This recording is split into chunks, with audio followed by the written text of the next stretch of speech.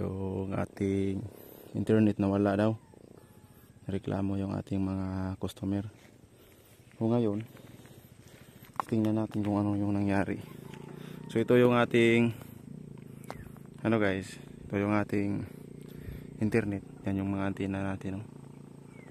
Yan. O yan, o meron niyang wind turbine.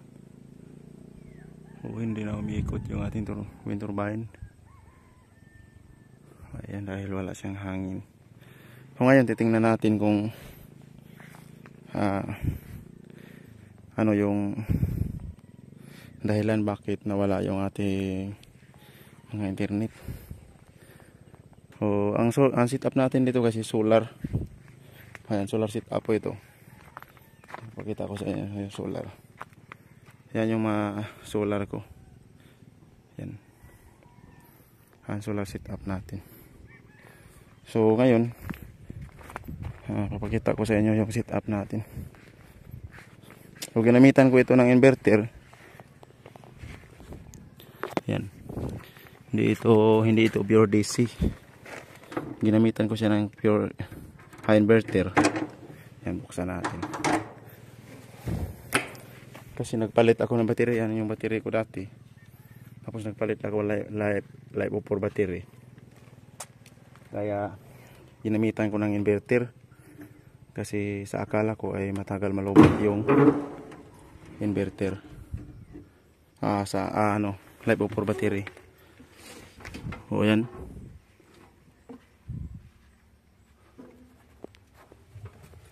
Ayan guys. Nag-float na po yung ating battery. Ayan kung napansin nyo. Yan sa controller niya. Ayan. Isang controller dito. Ayan. 14.5. Ayan. Klaro natin.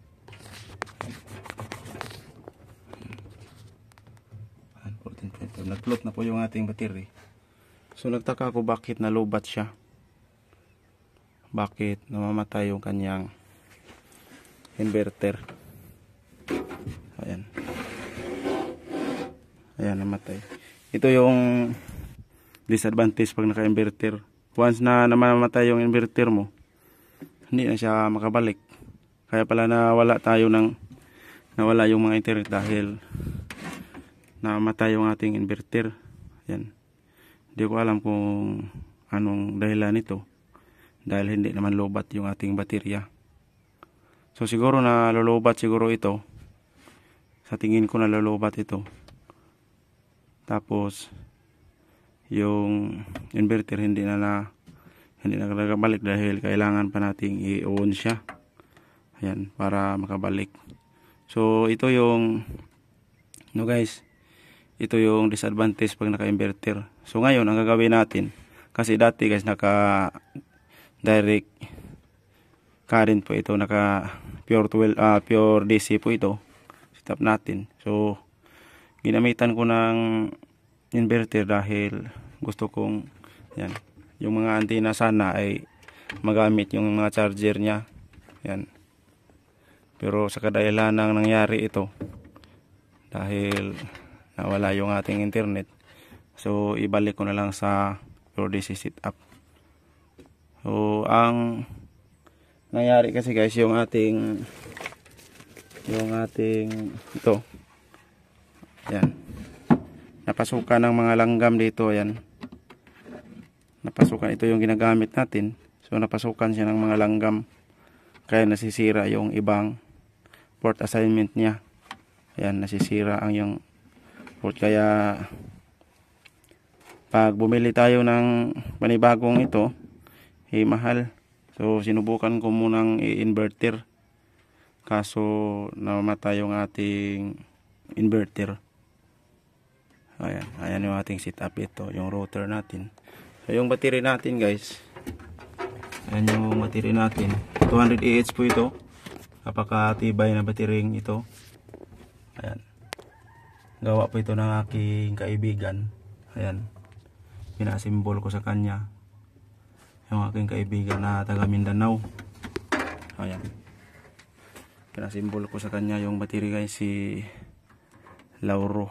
Ayan, Sir Lauro, shout out sa Sir.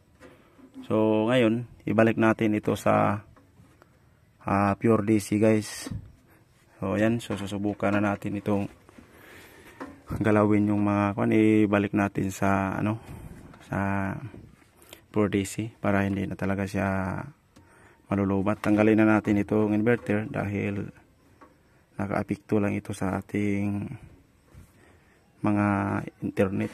So dapat pag mag-inverter tayo, yung mga ganito, yung malapit dito kasi guys, nasa bundok kasi dito, tapos malayo sa aking area. So kaya hindi ko na check siya agad. So ngayon ko lang siya na check. So ayan. Yan yung ating wind turbine. Ito yung wind turbine natin, yung controller ng wind turbine.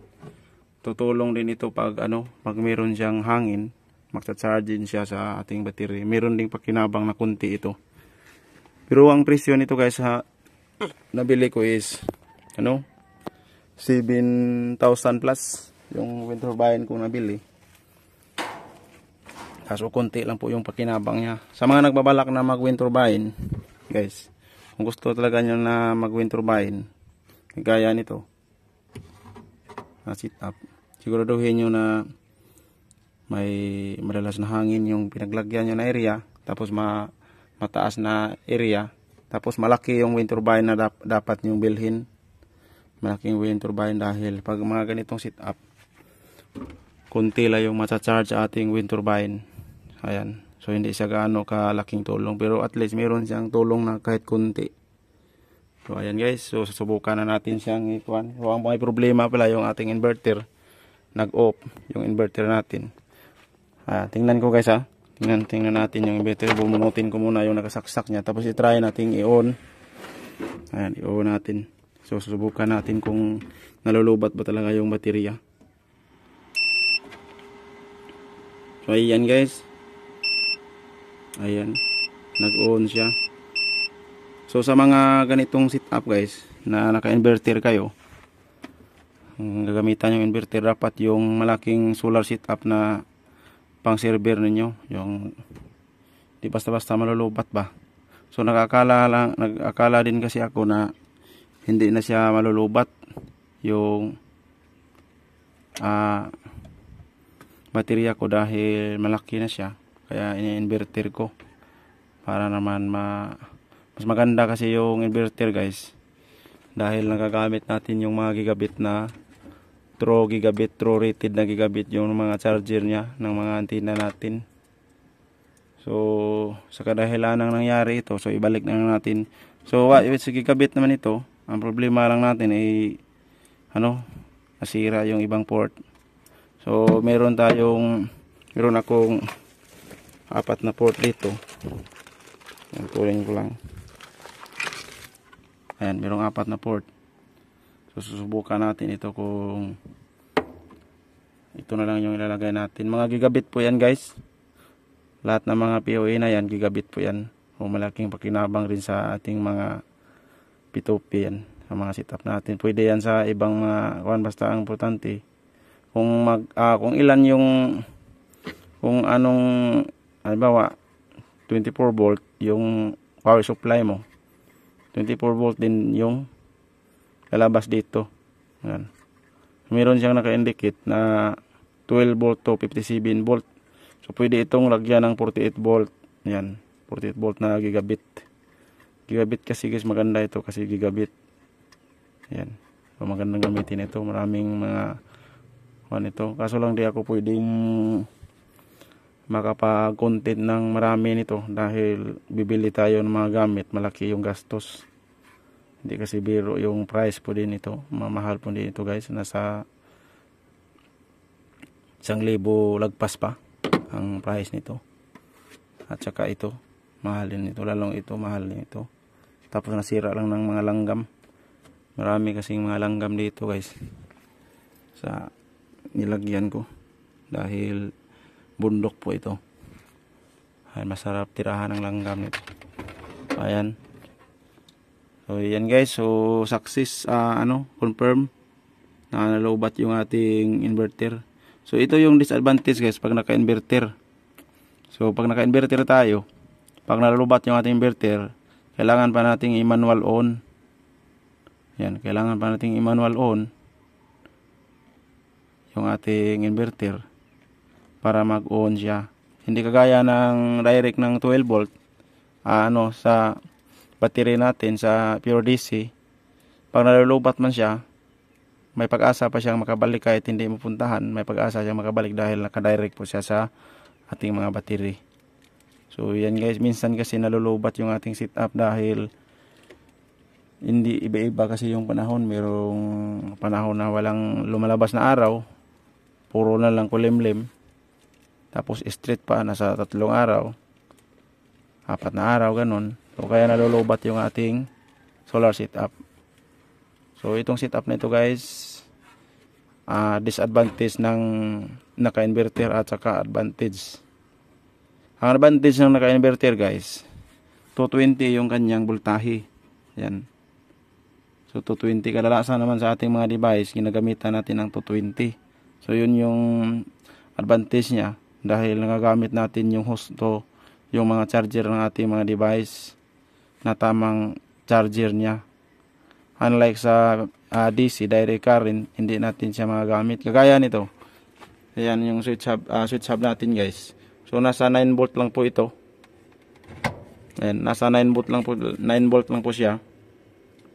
Yan yung nakita nyo. Ayan, basta nasa 9 volt lang po ito. 9 volt. Tapos pag dito na siya, dito na kasi wala tayong back converter na 9 volt. So mapipilitan siyang madirect sa ating 12 volt na battery. So 12 volt na current. So which is okay naman siya kahit naka 12 volt. Sinubukan ko, gumagana naman siya. Pero mas maganda talaga yung charger niya.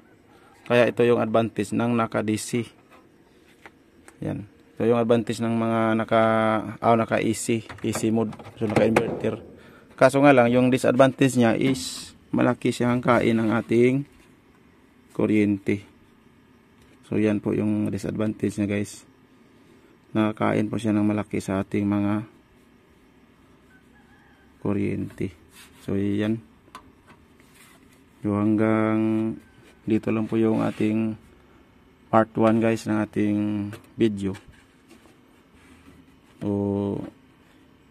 ipapakita ko sa yung part 2 sa pag-set up ng mga DC na device.